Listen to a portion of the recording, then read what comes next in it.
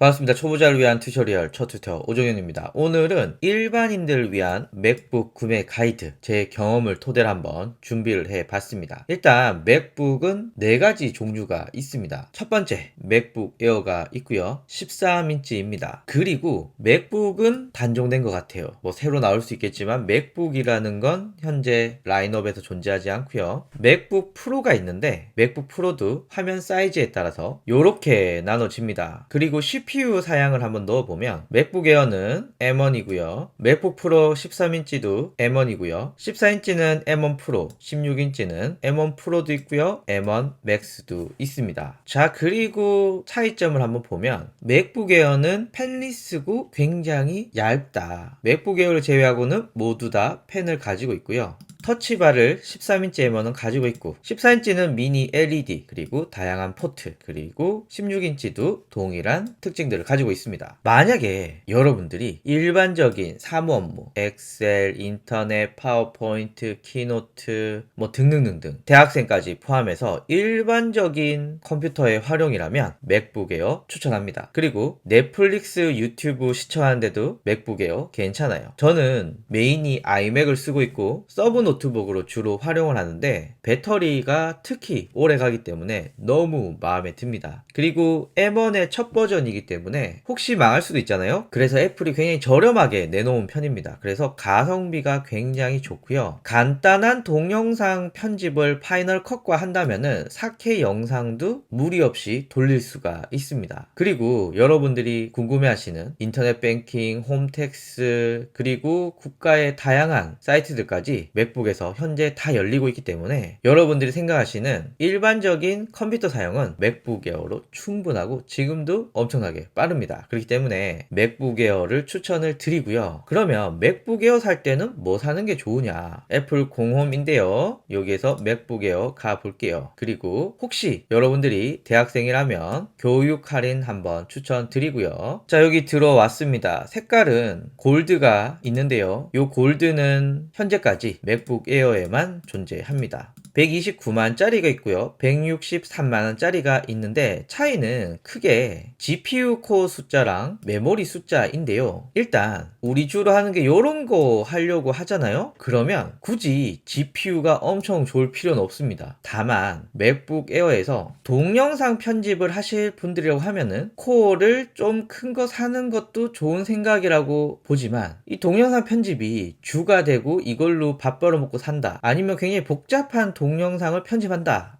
요거는 맥북 에어에게 너무 버거운 일입니다. 그래서 저는 동영상 편집을 주로 하시고 굳이 코어까지 늘리셔야 된다 라고 한다면 맥북 에어 말고 맥북 프로 쪽으로 넘어가시길 추천드리고 말 그대로 간단하게 우리가 웹서핑하고 유튜브 보고 엑셀하고 PPT 만들고 뭐 요런 작업에서는 8코어 CPU와 7코어 GPU 충분하고요. 저장 용량은 뭐 여러분들의 경우에 따라서 좀 다르겠지만 저는 256도 충분한 것 같아요. 어차피 유튜브, 넷플릭스 이런 걸 내 컴퓨터에 저장해서 보는 건 아니니까 문서 용량으로 256을 다 채운다. 이거 불가능하거든요. 그래서 보통 깡통이라고 그러잖아요. 129만원짜리 M1 맥북 깡통을 구매하시기를 추천을 드리고 옵션에서 메모리 있는데 앞에서 말씀드렸지만 간단한 웹서핑 하실 때는 통합 메모리를 굳이 16으로 안 올리셔도 될 것 같고요. 좀 늘리고 싶다 이런 분들은 저장 장치도 굳이 요 사양에서 512 1테라 이렇게 늘리는 건 제 생각에는 별론 것 같습니다. 그래서 저는 기본 사양인 8기가 통합 메모리와 256 혹은 약간 더 욕심을 부리면 512 요 정도에서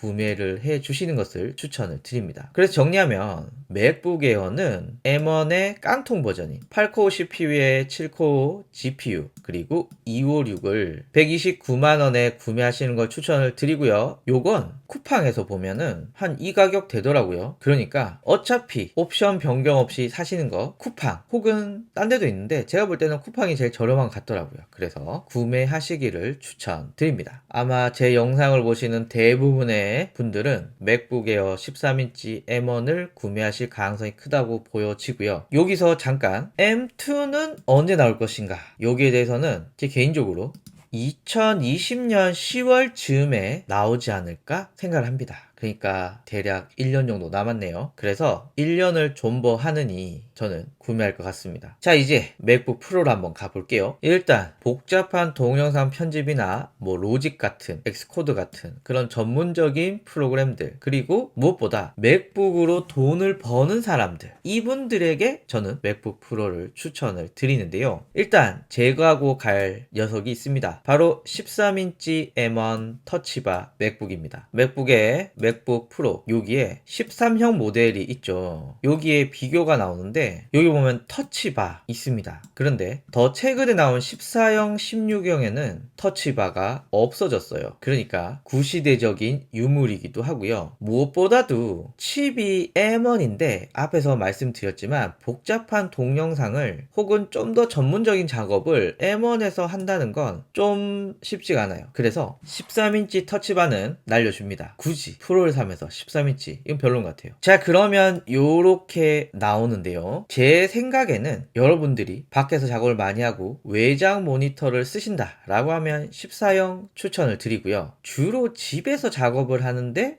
노트북이 필요해 라고 하면 16형을 추천을 드립니다. 왜냐하면 무게가 차이가 많이 나거든요. 그리고 화면 크기 때문에 이게 가방에 맞는 파우치도 찾기 쉽지 않고 이걸 들고 다닌다, 저는 못할 것 같아요. 그래서 외부 작업이 많은 분들은 1.6 생각해 주시고요. 그리고 코어가 요렇게 있는데 8코어에 14코어, 아마 10코어에 16코어를 만들다가 불량이 난걸 8코어에 14코어에 넣을 가능성들이 굉장히 크거든요. 그래서 굳이 14형 맥북 프로를 사는데 CPU, GPU를 떨어지는 M1 프로를 산다? 이건 좀 별로인 것 같아요. 나머지는 다 동일하기 때문에 만약에 SSD를 어떤 걸 선택하냐에 따라서 다르겠지만 제가 만약 512를 선택한다 그러면 저는 10코어에 16은 최소한 갖추어서 309만원의 가격으로 갈 것 같아요. 그래서 여러분들이 14인치를 구매한다 라고 하면 최소한 10코어 CPU와 16코어 GPU 그리고 SSD에 따라서 금액이 달라지고요. 여기서 좀 더 욕심을 낸다면 이 통합 메모리를 늘릴 것 같아요. 그러면 54만원 정도 금액이 올라간다. 여기는 여러분들의 지갑 사정에 따라서 정해주시면 될 것 같고요. 저는 아마 산다면 요걸 살 것 같습니다. 전 주로 외장 SSD에서 작업하기 때문에 저는 512 SSD가 장착된 309만원의 제품을 구매할 것 같고요. 만약에 16인치를 산다, 저는 요 사양으로 살 것 같습니다. 참고로 16인치는 512 SSD 옵션이 없습니다. 근데 16인치 쓰면서 512 쓰긴 좀 그렇고요. 그래서 제가 만약에 16인치를 쓴다면은 요 정도의 옵션을 쓸 것 같고, 여기에 욕심을 조금 낸다면 통합 메모리 54만원 더 추가해서 417만원 정도 생각을 할 것 같아요. 자, 그리고 M1 Max는 저 같은 일반인에게는 뭐 전혀 고려할 사항이 아니기 때문에 저는